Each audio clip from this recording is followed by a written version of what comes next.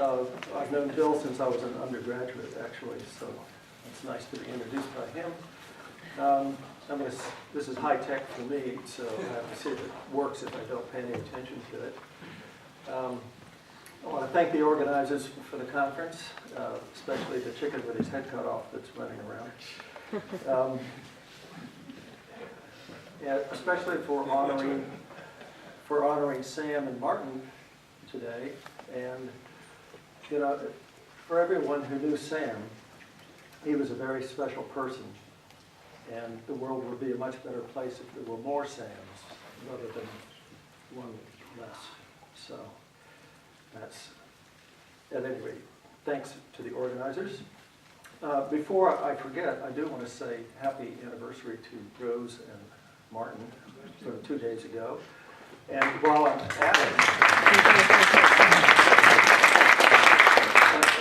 at it, totally irrelevant to this, happy anniversary today to Doug and Michelle.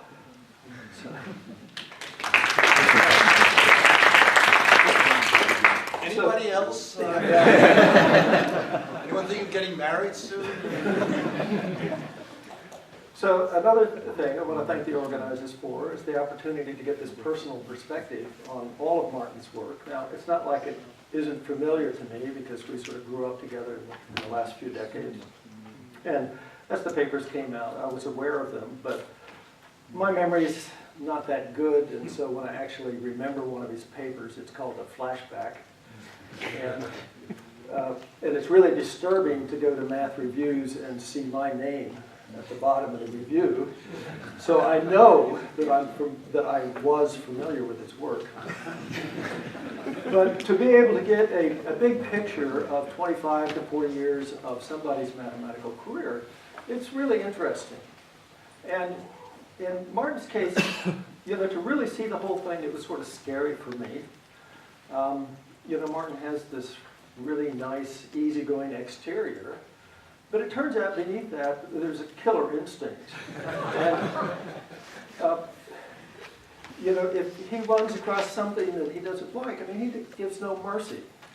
So personally, all of my future social interactions with him, I'll be much more careful. And I'm hoping that by the end of the talk, if I've accomplished anything, I don't want to ruin his social life, but I hope all of you will be much more wary when you're around Martin because of this. Now, I wasn't going to bring this up, but somebody suggested that the place he got his computational skill was maybe with a pact with the devil. And this is not the kind of theory that I believe in, but some new evidence has come to light. If you look around and you look at his contemporaries, his co-authors, and then you look at him and look at the hair. And so I don't go with this theory, but I do have an alternative theory, and that is the pact with the devil was about the hair, and the devil threw in the computational skills on the side as a bonus. So, they didn't keep the hair black.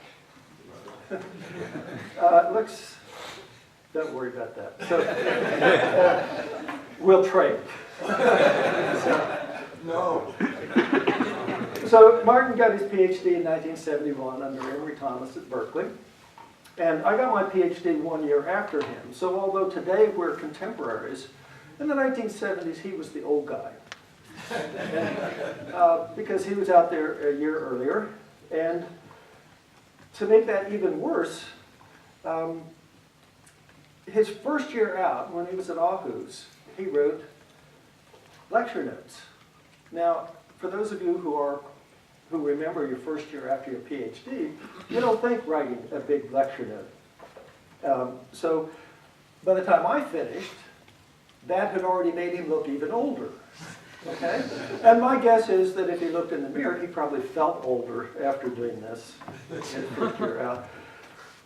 But what's really remarkable about these lecture notes is not that he did them his first year, but you have to go and, you know, you think about giving a lecture right after a Fields medalist or something like that, and how intimidating that can be. Well, what's worse than following a Fields medalist? Lecture notes number 32. Okay. So that's got to be worse, and much more intimidating.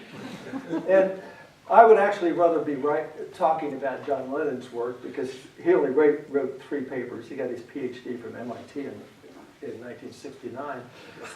And he only had 3 papers. They're an analysis, but I could probably handle 3 papers easier than I could handle all 50 of Martin's.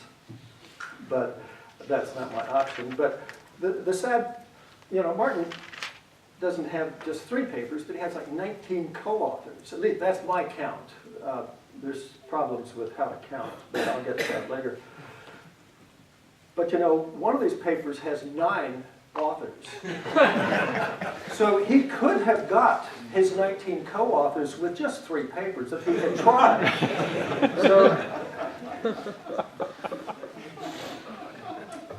So the lecture notes number 32 by Michael James John Lennon on group representations are still available. Martin's notes are collector's items. I'm hoping that if I can pump up the value of his notes for this lecture, I can auction them off at the end. Well, this was probably how I first became aware of Martin, is through these lecture notes. So he has lots of papers with this crowd, Don Davis, Tony Bari, Sam Gitler, Fred Cohn. And then he has a lot of important papers with a whole bunch of other people, like Ed Curtis, Mark Mahowald, Haynes Miller, Doug Reynolds, John Thompson, Nomura, and others. But this is Martin's day, so I'm going to ignore his co-authors in general. And if the theorem is really, really big, I'll drop all the co-authors completely. Can't give him full credit. Some of the co-authors in the audience here, so maybe I should be careful. Now, in case you haven't figured it out by now, I didn't really have enough time to prepare this lecture. And so, if you're under the delusion that the slides are for you, they're not. They're notes to myself as to what I wanted to say. And it's really, my fear during the lecture is that the slide will come up and there'll be 3 words on it, and I'll have absolutely no idea what they're supposed to remind me to say. So, this might be the slide that I was worried about. So I'm stalling here. So, anyway, there's a theme to a lot of Martin's work. And the thread that runs through it, you're starting to get the idea here, Richard, is really more like a rope. And it's a rope that, if not handled properly, you can hang yourself with. And now, I grew up in Kansas, and so I learned how to conjugate the verb hang because capital punishment in Kansas when I was a kid was hanging. And you do not get hung. Okay, you can get hung up on a proof, but if it's capital punishment, you get hanged, not hung. And Martin and I have a lot of overlap mathematically, and there are places where he didn't get hanged and I did.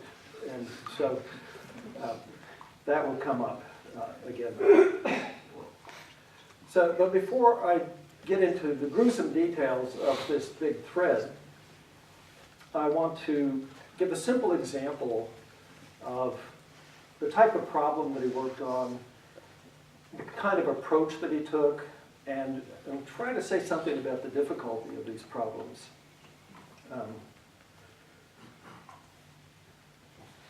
So the big picture of his work is that early in his career he built this great big machine. I mean, really big, okay? And he spent 25 years tinkering with it, adding bells and whistles, improving it, redoing it, generalizing it, specializing it, and then, of course, doing computations that you're not supposed to be able to do. And computations that I can't do, for example. So he was an early adopter of BP, Brown-Peterson cohomology, homology, back in the 1970s. And you know, the youth in the audience, you've all heard about how us old guys all had to walk through 2 feet of snow both ways, uphill, winter and summer. But you don't really know what that means. And so there's a couple of places I'm going to try to explain that. And it was pointed out the other day that one place is, you may have heard of mail. Some of you, youth, maybe not, you know about email, the thing before that. And I actually went through all of my letters back in, you know, from Martin in the 1970s to see if I could find something really embarrassing. But I didn't. I found lots of letters, but I couldn't find anything I could use in the talk. So what does it mean to the stuff that we had to do back in the 70s that you guys don't have to do today? And it's things like when you gave a talk to a crowd like this in homotopy theory or algebraic topology, you had to spend the first 20 minutes telling people what complex cobordism was, and Brown-Peterson homology, and Morava K-theory. And if there's any indication that we were successful back in the 70s, it's you don't have to do that anymore. That people just walk in and use it, and they think nothing of it. If you don't know what Morava K-theory is, then that's your problem. It's not the speaker's problem anymore. So here's a beginner example of a Bendersky type problem and approach and the level of difficulty. It's the immersion problem.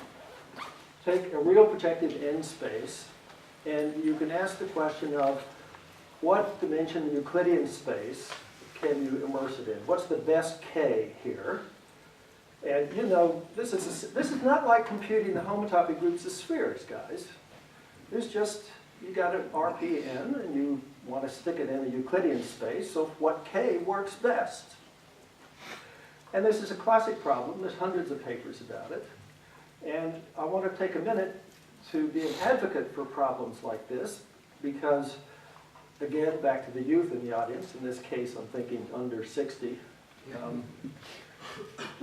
keep an eye on classical problems like this. You know, you're all building these big machines and they're really fancy and they're supposed to be able to do stuff. And, you know, Mike, and Doug paid attention. They weren't after the covariant variant, but they had it always in the back of their mind. And they end up solving it because they have this big machine and it works. So I want all the youth in the audience to take their big machine and think about this classical problem of non-immersions from time to time and go and try to do something about it and impress the old guys. So you have the canonical line bundle over real projective space. And here's a big theorem that is sort of an oldie, that you have an immersion if and only if the geometric dimension of, if you take this line bundle and you take that many copies of them, and if the geometric dimension is less than k, and what that means is you can find sections, in this case you could find n+1 sections that were linearly independent, non-trivial, all that stuff, then you would get an immersion. So then it just comes down to understanding this bundle really well to get immersions or non-immersions. So you can define a truncated projective space by just sticking in the smaller one as a subcomplex here, looking at the cofibration to get the RPBA. And then here's a nice little fact, that if you take A times this bundle, so you've got A copies added up, and you put it over RPB, and the Tom space is just this truncated space, this truncated projective space. Now, if you can split off a trivial bundle off of this, then you could take this Tom space and take a circle off of it. And that would be a desuspension. And so you get, if you have this bundle and there's C independent sections, then in fact there's a desuspension. There's a space whose C suspension is this Tom space. If there's no such X then, that is the desuspension of this Tom space for the immersion question, then there is no immersion. So here's a non-immersion result that comes out of a non-desuspension result. So that's the thing I want to look at right now.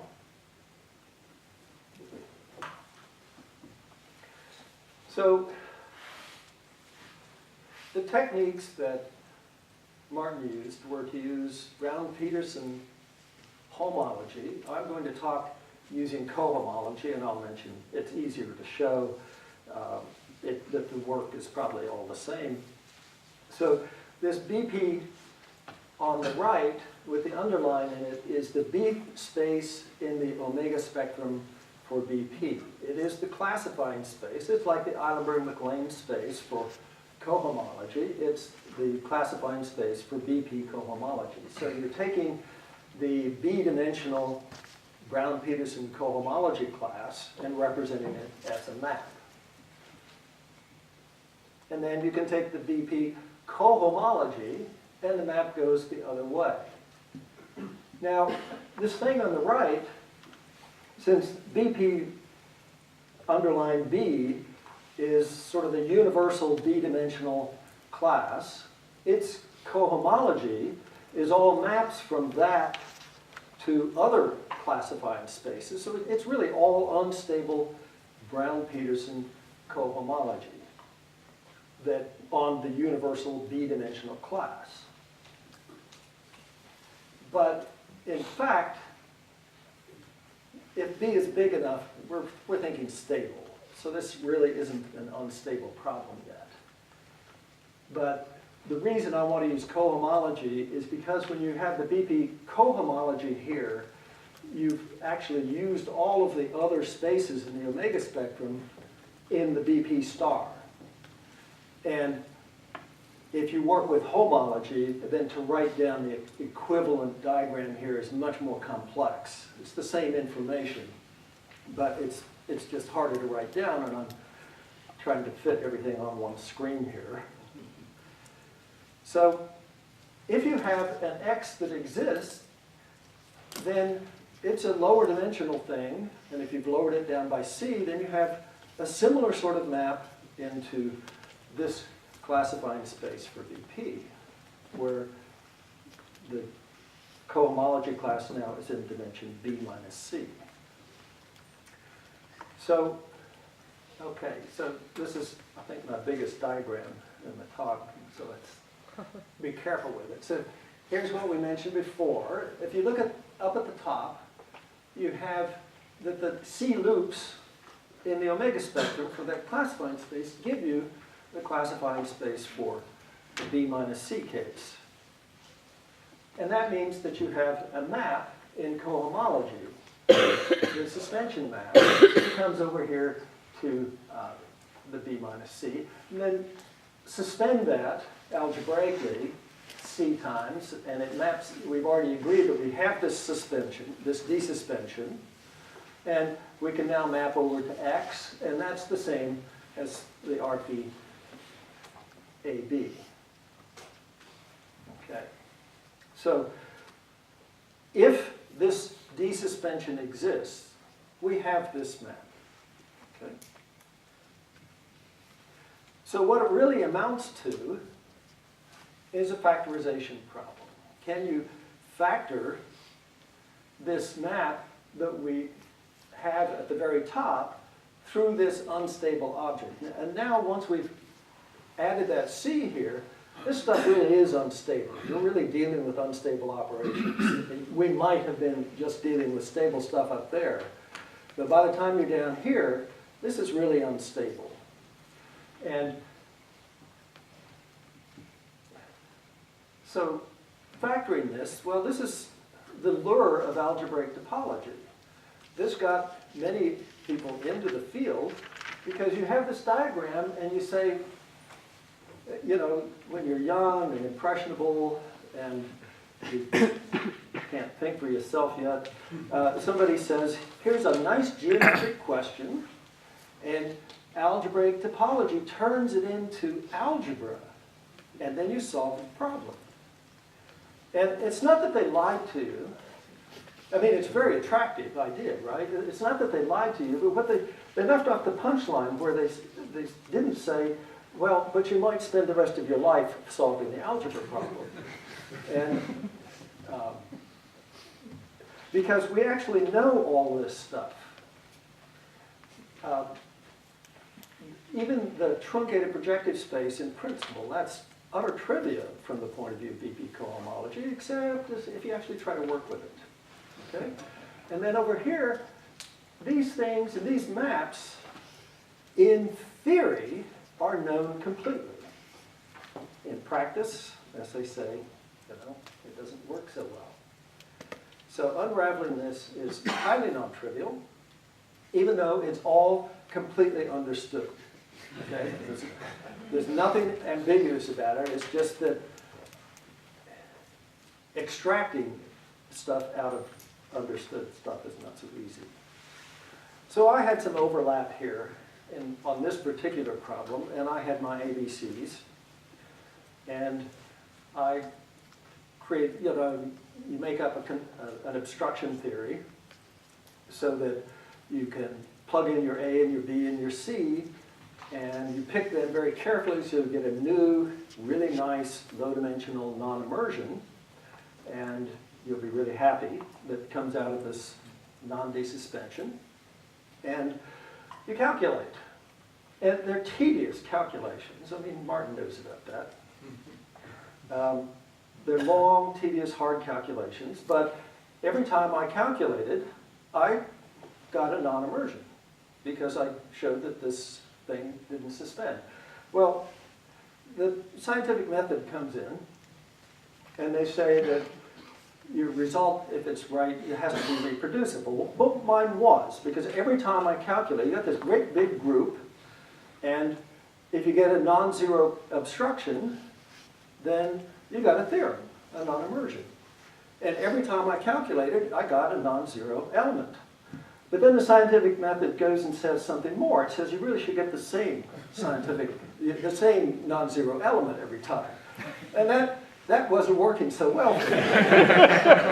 You know, it was like having this great big dartboard with a zero in the middle and all these other elements around, and you know, I throw a dart and I get a non-zero element. I never got zero.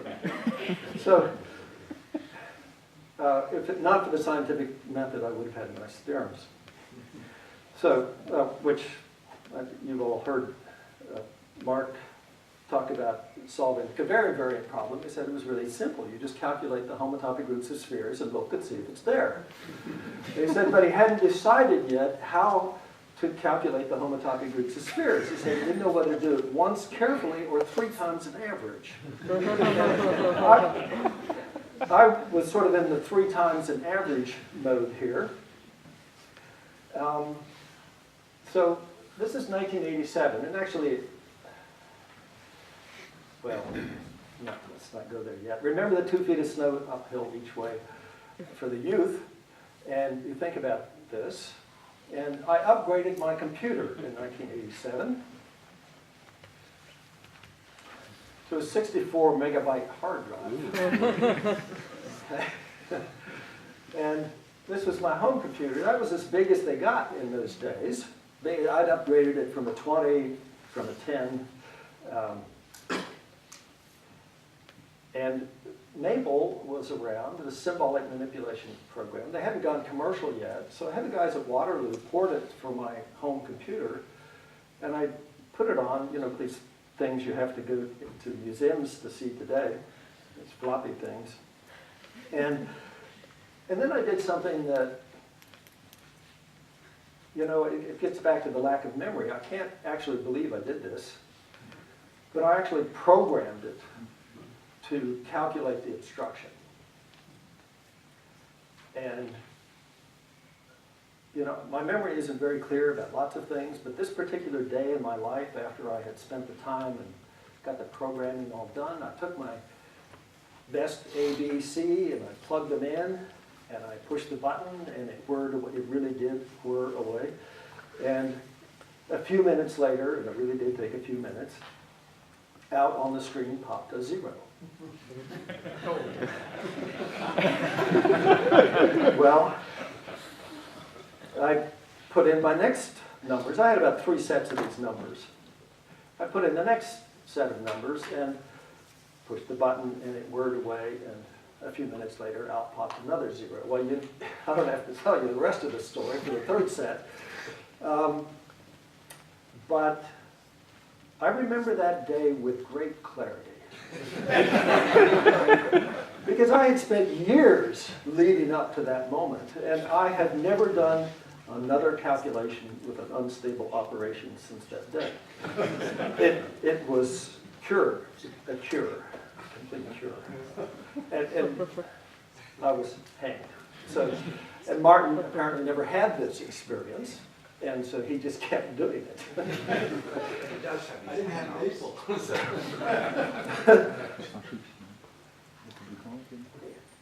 Okay, so that was a simple example of the kind of work he does, and the kind of approach he took, although I did use cohomology, and he's a homology guy, but it's easier to write than the cohomology one. But I was hoping also to share with you how much hard work it was, the kind of calculation that he does. It's not easy. So his papers fall into 3 big groups. I've had the pleasure of looking at all of them and classifying them in my own categories.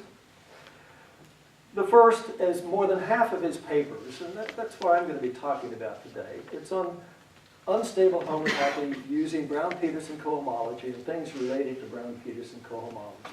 And that's the big thread that is of interest to me.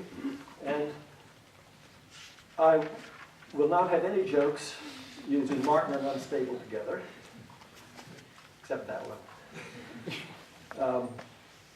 So, second, there's this big flurry of activity in recent years with Tony, Fred, Sam, and others, and I'm not covering that in this talk because I assume that since it's really current research that there would be somebody who would be giving a talk in one of the special sessions or something. I'm told that that's not the case, and that's just too bad. Because Martin talked at my 60th birthday, and this is his 70th, so if I cut off the last 10 years of his career, it's no big deal, we're even.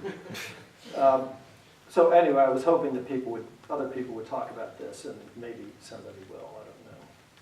The third is this miscellaneous, there's a big variety of papers that he did. I mean, as he went through his career, every once in a while he would lose focus.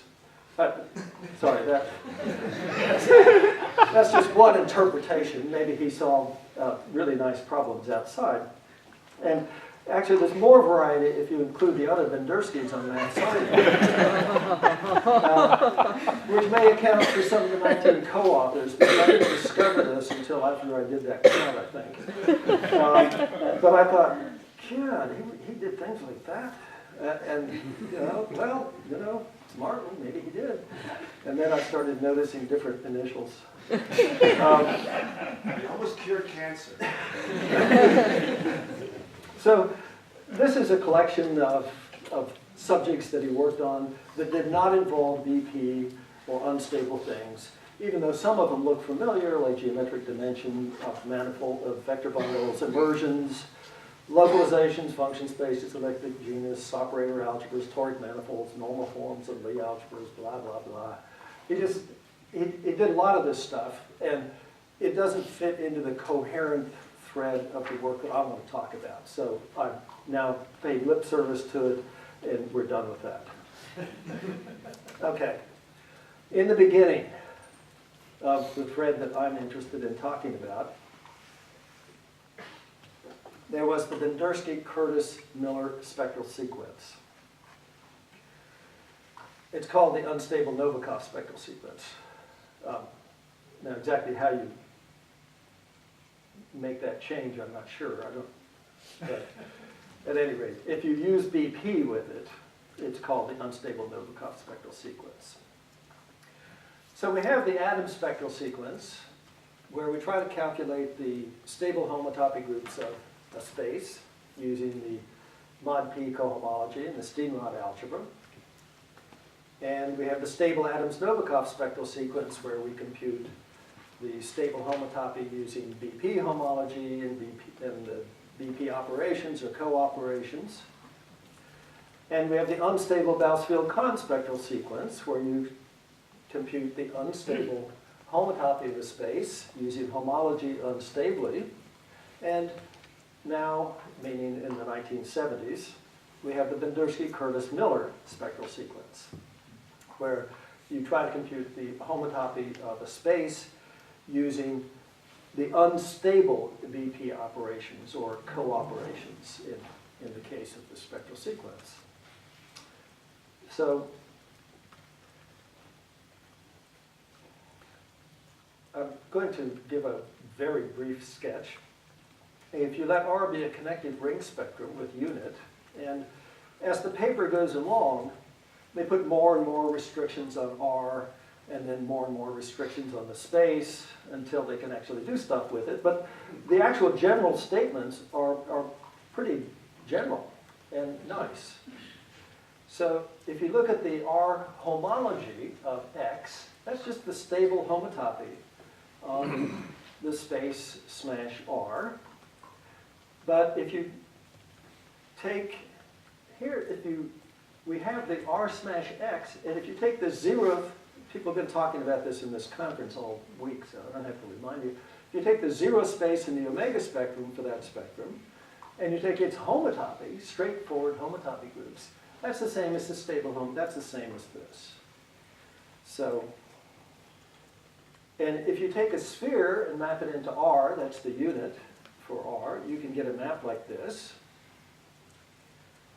And then you can define this thing. You take the path vibration up there on the right, and you take this pullback to define D1.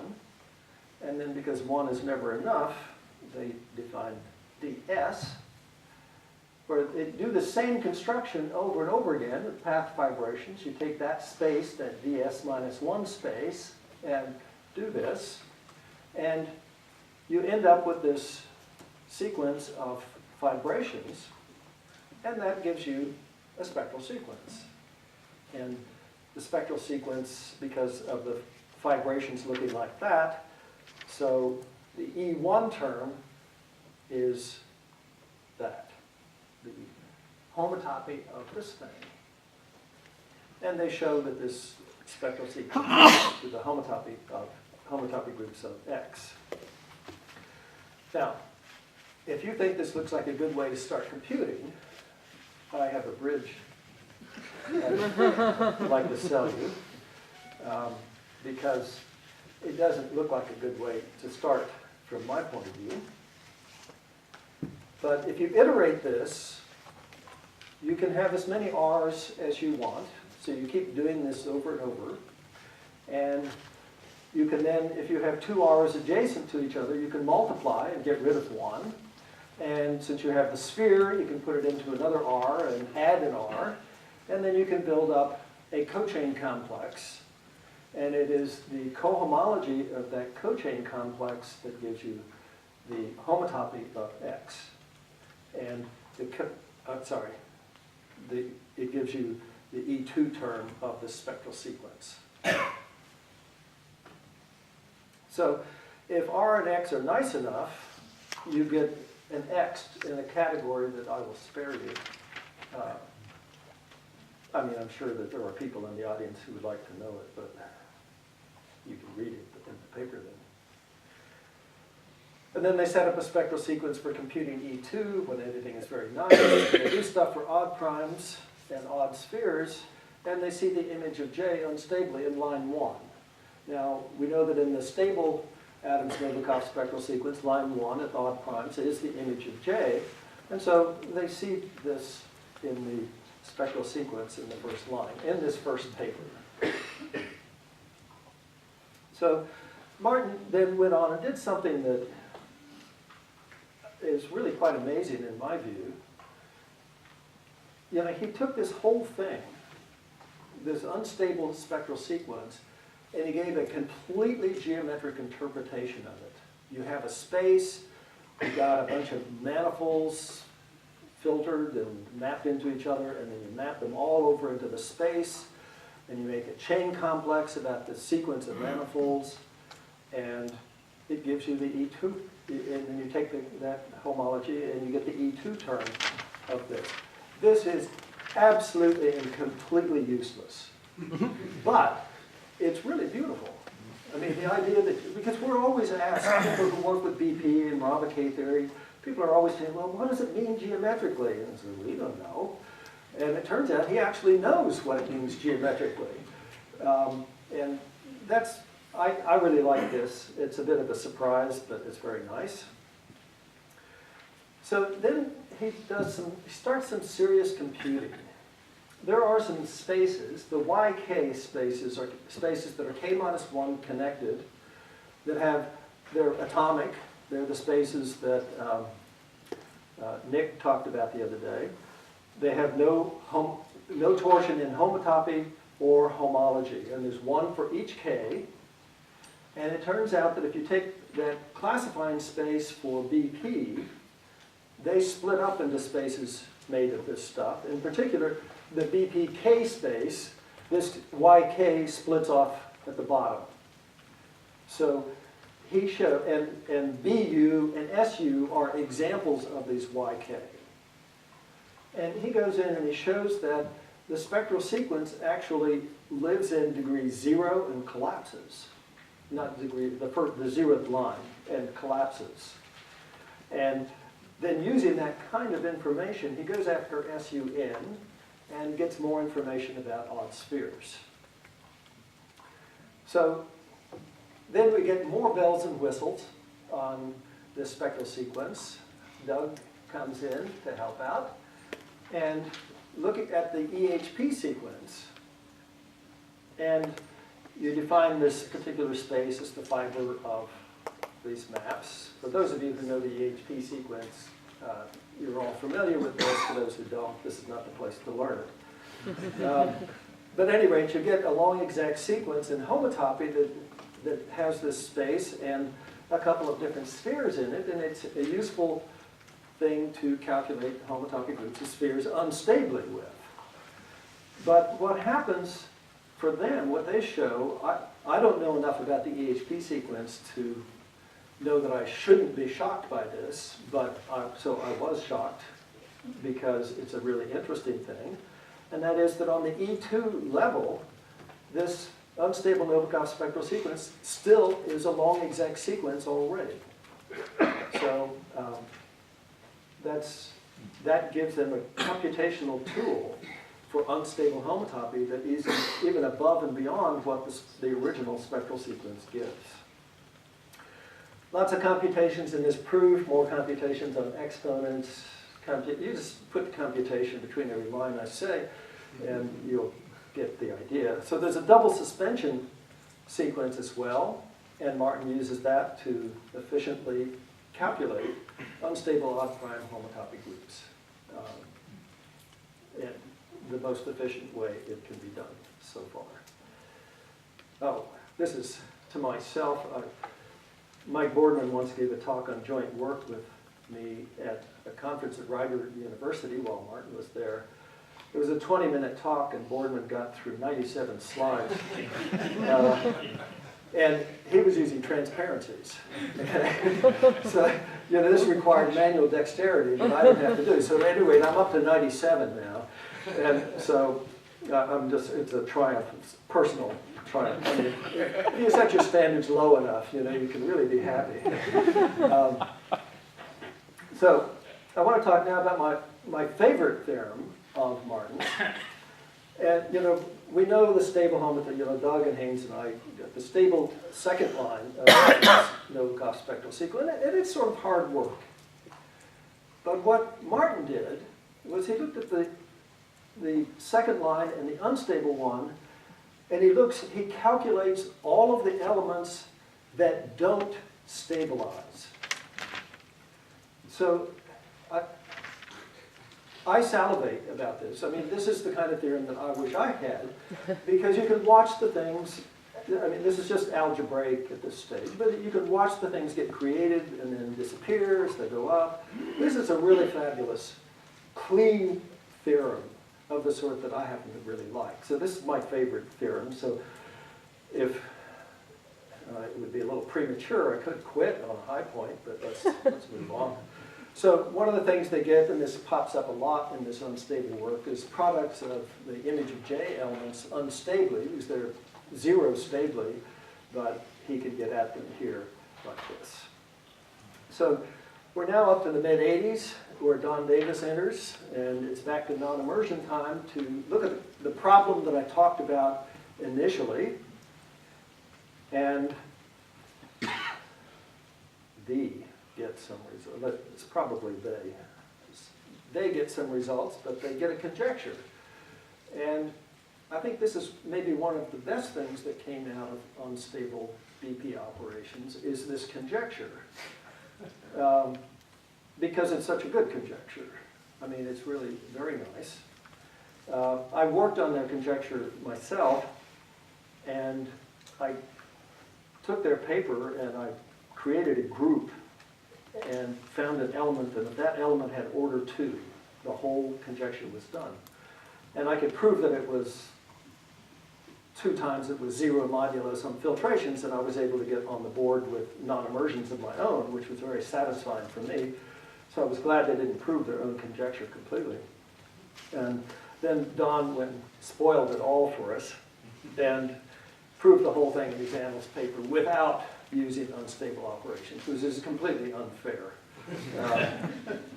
But that took care of that problem. So at this stage, periodicity in homotopy theory was in vogue, still is.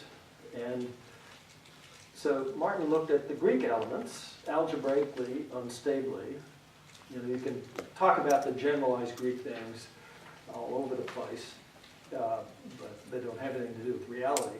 But still, algebraically, they're fun to look at, and he studies them. And he actually gets an early look at the redshift, I think, which, you know, algebraically there, unstable is very nice.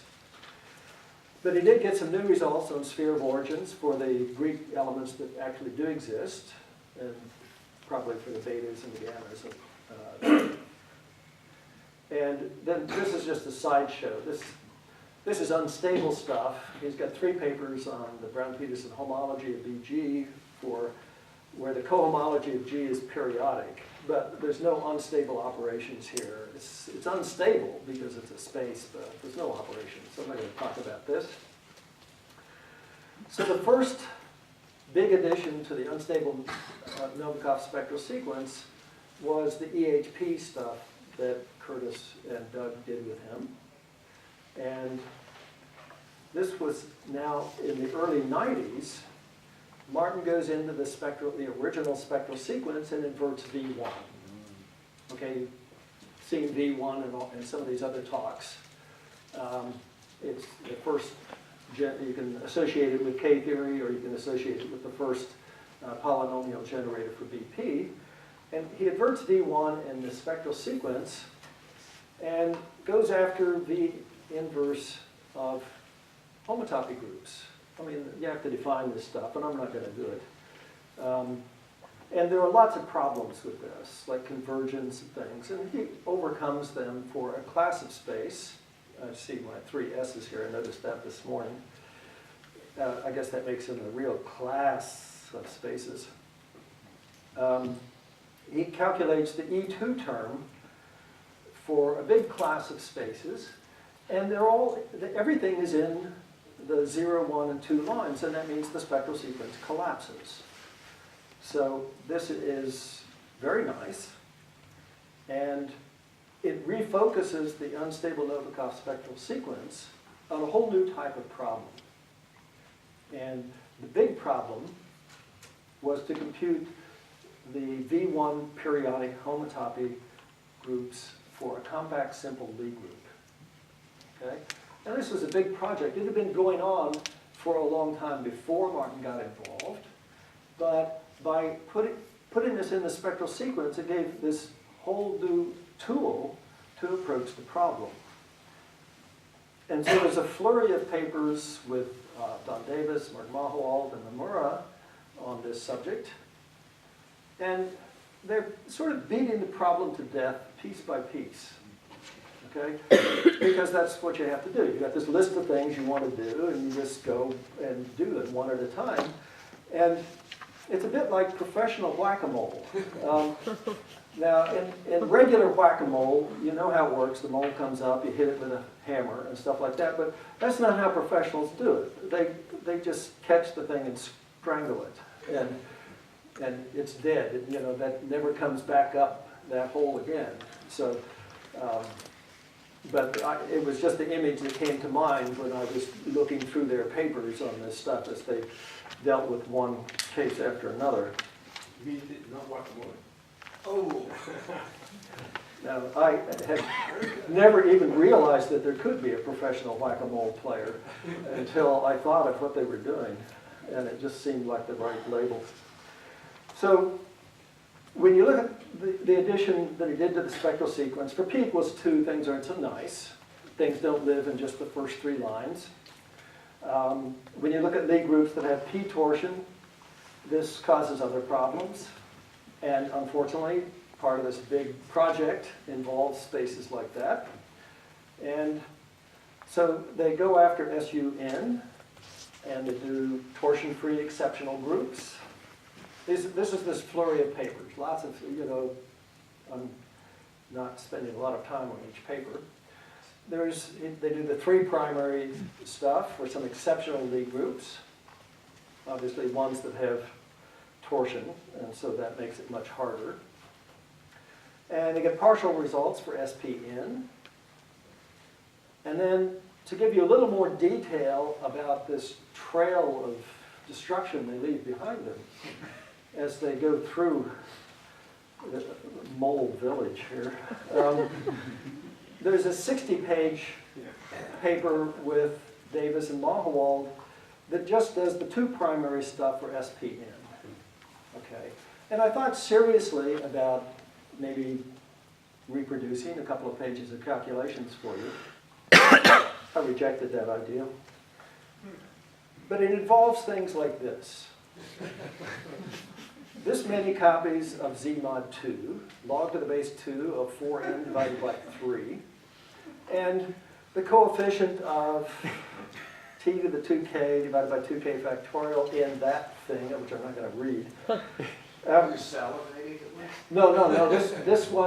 This one is not one that causes salivation. This is one where, if this looks familiar to you and it comes up in your research, you have my sympathy.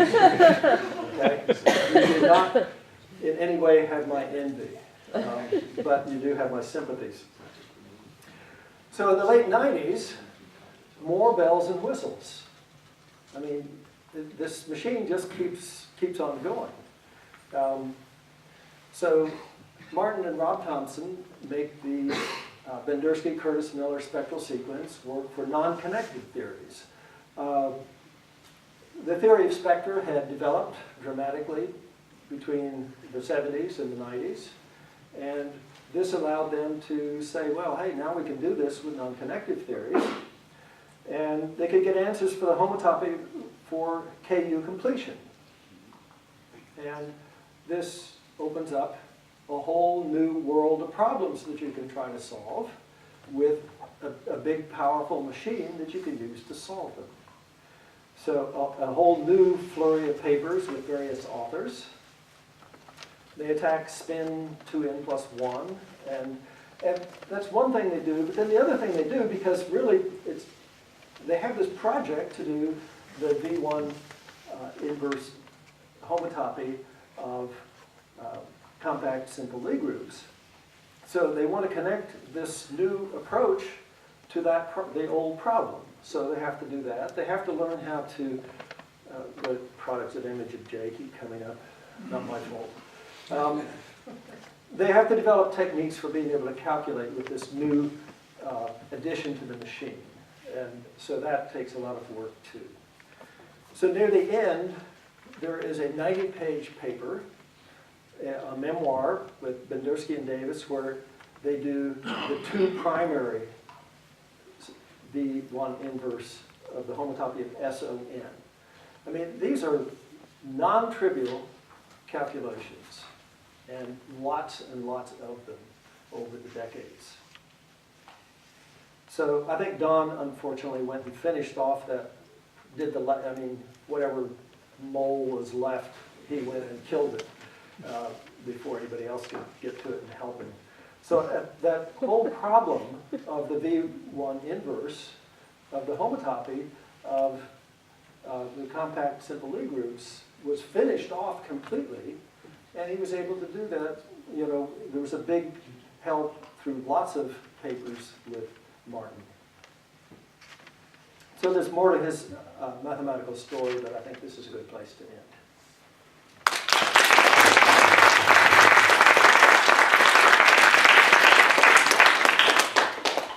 Are there any questions for Steve? No. They're out, but they might embarrass Martin. I'm not going to ask any questions. If not, we have the ceremonial poster. Let's thank the speaker.